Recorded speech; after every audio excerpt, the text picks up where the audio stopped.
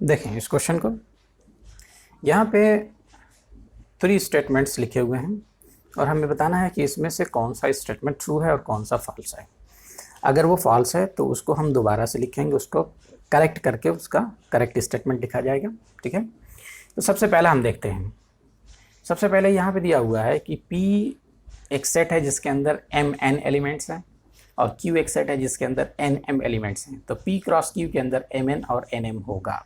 ठीक है, तो हम ये जानते हैं कि P और Q में जो नंबर ऑफ़ एलिमेंट्स हैं, इसमें 2 एलिमेंट्स हैं, इसमें भी 2 एलिमेंट्स हैं। तो P क्रॉस Q में, ठीक है, by the property P cross Q में टोटल नंबर ऑफ़ एलिमेंट्स 4 होना चाहिए था, यानी टोटल ऑर्डर पेयर 4 होना चाहिए था।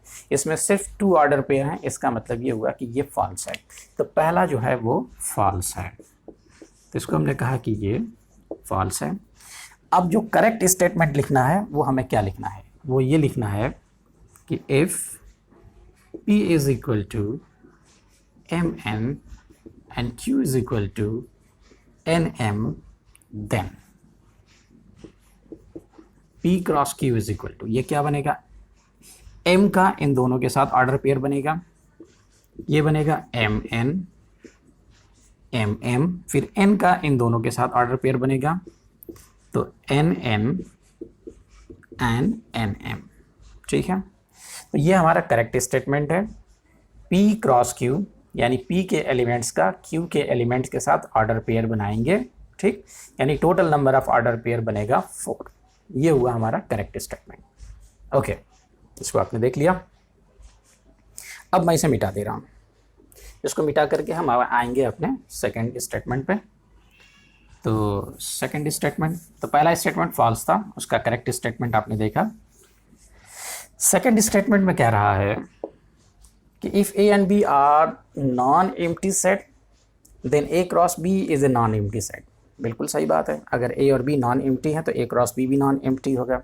अब ये कह रहा है कि ये जो ऑर्डर पेयर, यानी इसमें जो A क्रॉस B में जो एलिमेंट्स होंगे वो ऑर्डर पेयर होंगे, और वो ऑर्डर पेयर कैसे होंगे, XY।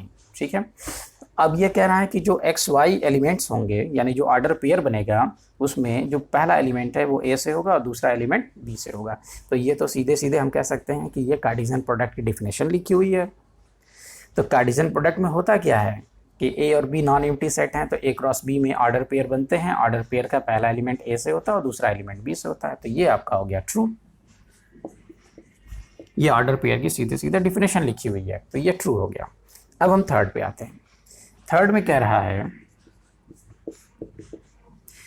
रहा है कि A cross B intersection 5 is equal to 5। यहाँ पे A और B दिया हुआ है। ठीक है, तो हमें देखना है कि क्या ये ट्रू है या फॉल्स है। तो सबसे पहले हम क्या करेंगे, इसे सॉल्व करेंगे। हमने कहा A क्रॉस B इंटरसेक्शन 5, इसका लेफ्ट हैंड साइड मैंने लिया। तो A क्रॉस B इंटरसेक्शन 5 की वैल्यू, यानी B का नल सेट के साथ इंटरसेक्शन लेंगे तो ये 5 होगा। अब A क्रॉस 5, A में बहुत सारे एलिमेंट्स हैं, 5 में कोई एलिमेंट नहीं है।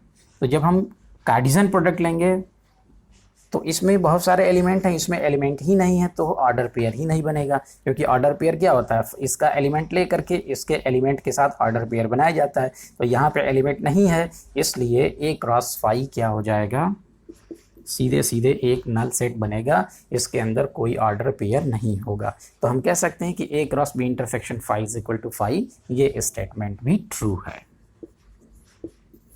ठीक है, तो पहला स्टेटमेंट फॉल्स था, सेकंड और थर्ड ये स्टेटमेंट ट्रू था। ठीक है, ये डिफिनेशन है, तो इसको हमने डायरेक्ट लिखा कि ये ट्रू है, और इसको थोड़ा सा हमने चेक कर लिया। चेक करने के बाद हमने देखा कि ये स्टेटमेंट ट्रू है।